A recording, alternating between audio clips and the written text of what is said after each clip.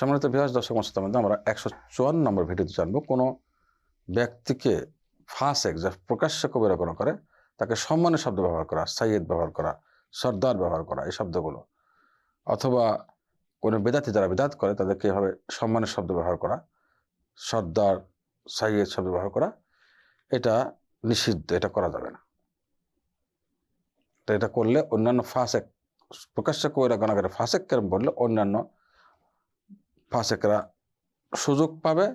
আর একটি হলো সাধারণ যারা দিনদার তাদের তাদের জন্য প্রতিবন্ধক হবে যে ফাসেককে সম্মান করলে কোনো সন্দেহ নেই, এমনি নিষিদ্ধ। এটা বেদাতিকে সম্মান করলে ওলামাদের জন্য মানহানি হয়, কোনো সন্দেহ নেই। যারা অথেন্টিক ওলামা কেরাম আছেন, যারা শরীয়তের সঠিক ওলামা কেরাম, সুন্নাহপন্থী, ওদের অসম্মান হয় বেদাতিকে সম্মান করলে। এই ব্যাপারে হাদিস নিচ্ছি, যে হাদিসটি আবু দাউদের হাদিস এবং সহিহ আবু দাউদের হাদিস। শেখ আলবানী রাহিমাহুল্লাহ সহিহ বলেছেন। সহিহ আবু দাউদ হাদিস নম্বর 4977। বুরাইদা রাদিয়াল্লাহু তাআলা আনহু থেকে বর্ণিত, তিনি বলেন রাসূলুল্লাহ সাল্লাল্লাহু আলাইহি ওয়াসাল্লাম বলেছেন, তোমরা মুনাফিককে সাইয়্যিদ বলো না।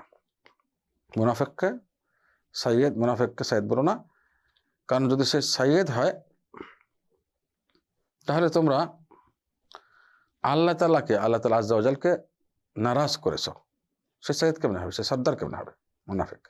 অর্থাৎ এখানে হাদিসের শব্দ হলো মুনাফিক আসছে। আর ইমাম নববী রাহিমাহুল্লাহ এই হাদিস থেকে তিনি ইস্তিমবাদ, গবেষণা করে বের করেছেন যে যারা নাকি প্রকাশ্যে কবিরা গুনাহ করে এবং যারা বিদআত করে ওরাও এই হাদিসের শামিল। এই জন্য তিনি অধ্যায়ের মধ্যে শব্দগুলো নিয়ে আসছেন। তাহলে